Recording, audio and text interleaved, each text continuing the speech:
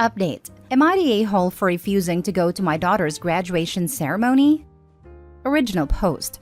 I, 40s female, have a daughter 18 female who I'll call Bev. When she was younger, her father, broke up before she was born, was very involved in her life, and she was admittedly a dad's girl. But this all changed when she turned 8 and he got married. He barely called and just abandoned her for his new family. This was obviously hard on her and she rebelled a lot. But she went to therapy and seemed good. Bev has not seen him since she was 12 and he speaks to her maybe 3 times a year maximum.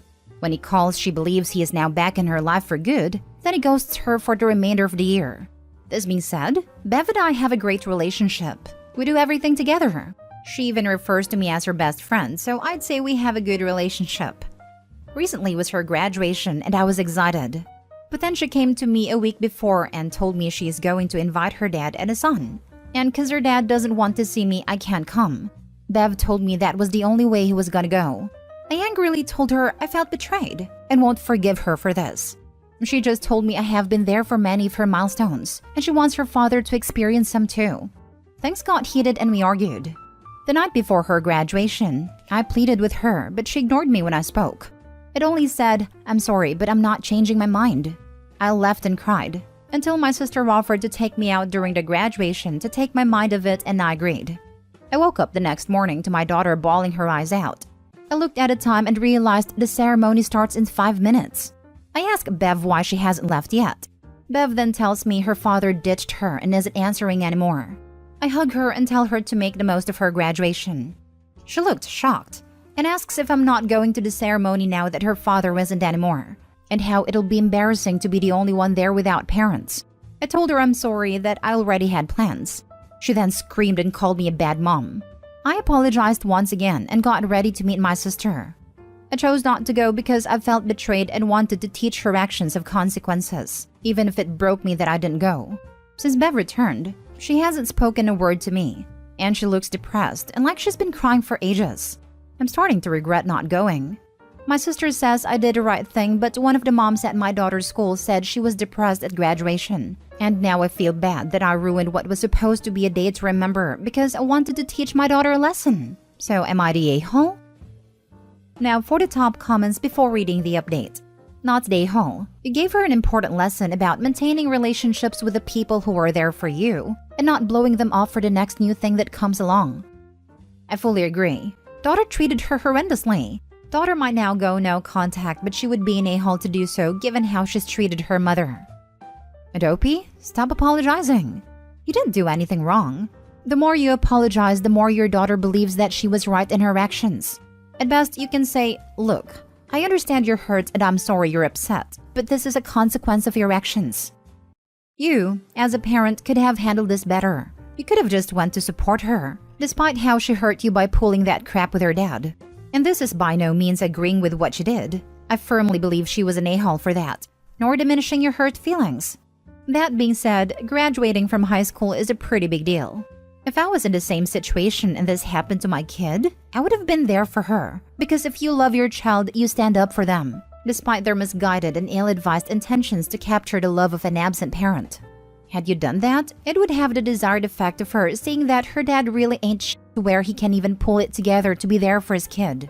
Despite him not wanting to see you, he should have been able to suck it up for at least a couple of hours, as opposed to attempting to ban you from the ceremony.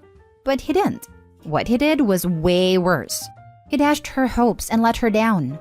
Again. That act alone was sufficient enough to rip the blinders right off her. And you went right ahead and compounded the issue. Instead of being the best friend and parent that she says you are, you essentially abandoned her too. That was like a punch to the gut, and she got a hard dose of reality. Like I said before, I am in no way condoning what she did, but what you did could just as easily backfire on you. Not only did her dad ditch her for one of the most important events in her life, but so did her mother, all in an effort to punish her for hurting your feelings. Being a parent means that this happens from time to time.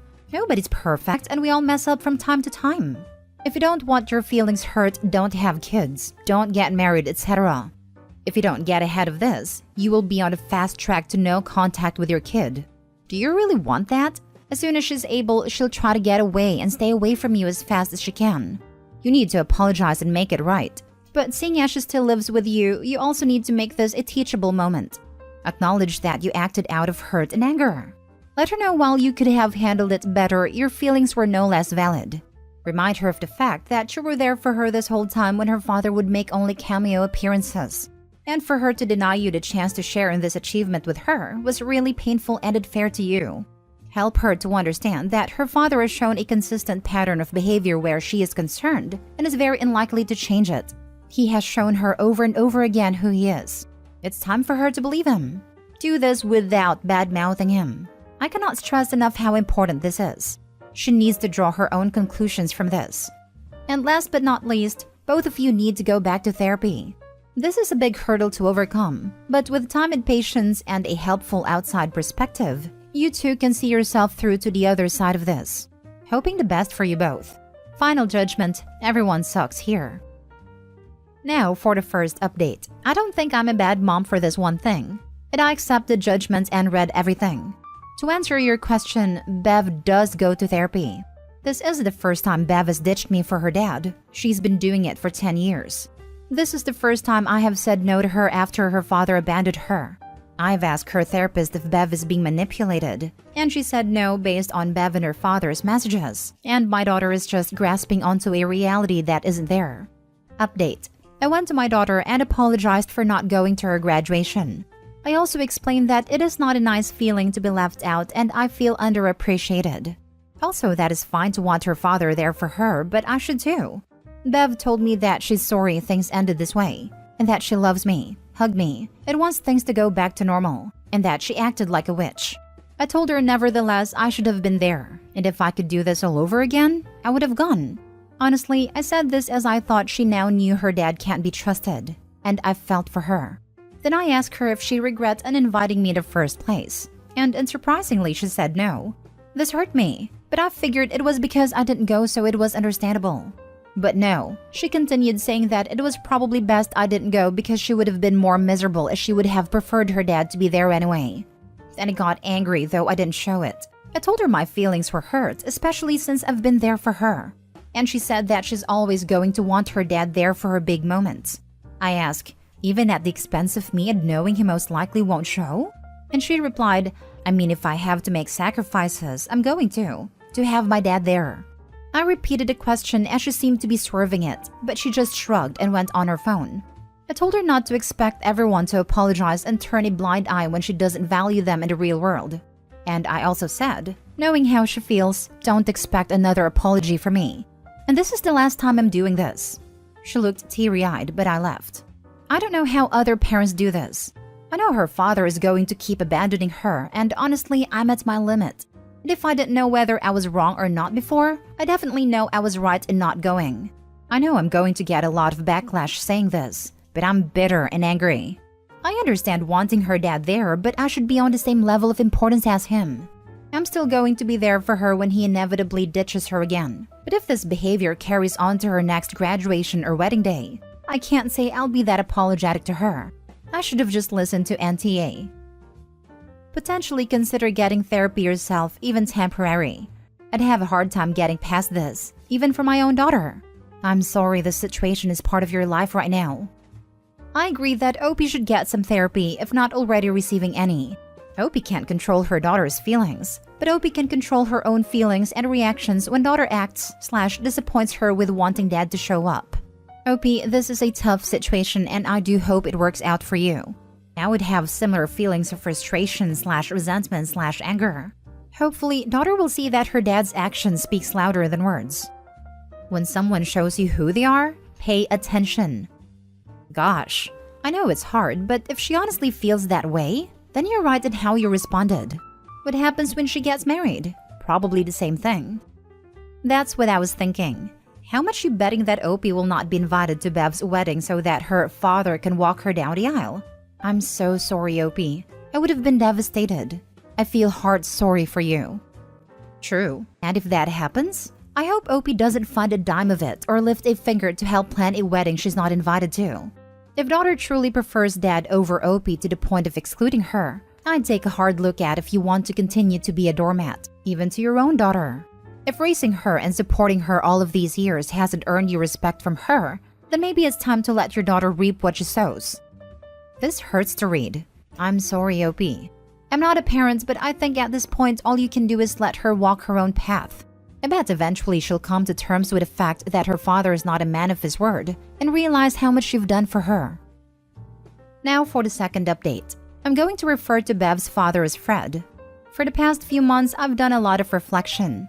Although I can't say I regret not going to Bev's graduation ceremony, I do wish I handled the situation more like an adult. Growing up, I was taught to never ask questions I don't want the answer to, and that is exactly what I did with my daughter. I shouldn't have asked if she regretted uninviting me because truthfully I didn't want to hear the answer, and for that, I think I acted childish. To clear up some misconception, I don't speak to Bev's father simply because he refuses to be cooperative. Also, when I said Bev referred to me as her best friend, this doesn't mean I treat her like my equal. I do parent her. She did get grounded and get her phone taken away when she misbehaved at school, etc., which is rarely. I think she calls me that because she feels comfortable talking to me about everything. Now to the update. There was an incident after where Bev wanted her dad's help her move into her college apartment before term started, but he refused because he had work. She begged for weeks. The whole 3-hour ride to her college was her crying hysterically. My sister consoled her, but if I'm being honest, I was angry. Angry at my daughter as she refuses to go to therapy anymore, but seriously angry at my ex. It took me ages after graduation, but I finally got in contact with Fred's aunt. I explained the situation and that I need to get into contact with him, as he's either ignoring or not getting my messages. He ended up sending me a very long letter. In a small nutshell, it said that my daughter has been stalking and threatening him and his family, and he's been trying to have a healthy relationship with her, but she keeps being aggressive, so he had to distance himself. He acknowledges he hasn't been the best father, but he tried for the past few years, and Bev is too aggressive, so he had to put the safety of his family first. As for the graduation, he wrote that he definitely refused to go. It only said it was probably for the best, as I probably wouldn't feel too comfortable with him there. He said not to contact him again, and that we've done enough damage. He even added photos of messages between him and Bev where she says deeply troubling things, like physical threats. Personally, I thought everything he said was BS and misconstrued. I spoke to Bev and told her of her father's accusations. She broke down in tears hysterically and admitted that she hasn't been the nicest to Fred's wife and child, understandably, but she never threatened and stalked them. I was trying to calm her down. I told her I believe her and suggested therapy. Then she turned on me, blaming me for the breakdown between her and her father's relationship. She swore at me and broke stuff. She told me to stop trying to villainize her father when I'm the problem. She called me a burden and a cancer and said I should have stayed out of her business. I was called a bad mother and told I should burn in hell. To be clear, she was never violent towards me. She packed her stuff and left, presumably back to college.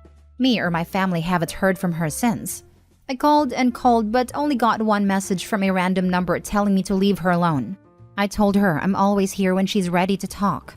It's been 2+ months since I spoke to her. I'll never admit this to anyone, but honestly, I feel relieved. My self-esteem plummeted and I felt dead for the longest time because of this situation. I'm going to therapy and feel the tiniest bit better. I finally went on a date yesterday for the first time in a decade without getting guilted. In hindsight, mine and Bev's relationship were nowhere near perfect. I don't know what more I could have done, but I wished I did more. She's my child and she was a victim of an overall crappy situation. Now for the closing comments. I fear there will be another update and it will not end well. It never is. One of my former co-workers told me he had to stop contact and visits with his son. The whole time I knew co-worker's son was the apple of his dad's eye, even after he got married and had a baby. Sometime during the pandemic when his son approached 13, something in him snapped. Co-worker said he had primary custody and things had been going well in therapy, but son still had visits with his mom. When he returned, he was vile towards his baby sister and looked at her with nothing but hate. Son started destroying things and threatened to off her and a new wife. The therapist told co-worker that his mom had been feeding him horrible things and to not doubt his threats because son admitted he really did want to off her in sessions. One day he destroyed half her room and tried to take the baby by force. Co-worker was forced to send his son back to his mom. He tried to maintain phone contact and FaceTime, but his mom stopped taking him to therapy or giving his meds. ADHD and anxiety, and it got so much worse. He had to go no contact completely. It won't end well. That kid will do something awful at college. 1. Stalk a popular guy. 2. Sleep with an older or married professor. 3. Do something severely messed up to another girl there. 4. She enters an abusive relationship with an older man that preys on her insecurity. 5. She turns to alcohol/drugs to numb the pain. 6. She has an oops baby with the first genuinely nice young man that she meets and becomes a controlling and hysterical young parent who expects her mother to financially support her whilst manipulating and controlling the access of her mother and the father of her child to seeing the baby. 6b. Father abandons the baby to get away from Bev's manipulative grasp, and the cycle begins again. Jesus, the daughter is messed up. It needs help like yesterday. However, I can't blame the OP. You can't help someone who doesn't want to be helped. Would have been really helpful if her father had actually alerted the mother, so something could have been done in her teens straight away. Yeah, his refusal to communicate with her or tell her about these issues is so stupid and immature. I do wonder if there's something missing there in terms of the reason though, considering OP thoroughly dismisses the seriousness of what her daughter had been doing. I don't know how I feel about a deadbeat accusing the kid who walked out on of stalking. It feels like he was almost mad he couldn't disappear. Like underage kids still knew his phone number and all that. I don't doubt kiddo was nice to new wife and kid, but it's probably more about them than to how much can a kid be mean to people she never sees. It feels like dad is using scary sounding words to get a particular reaction. It feels like kiddo keeps constructing an alternate narrative for each event, where her deadbeat dad promises to be there and then breaks down when reality hits and he doesn't show.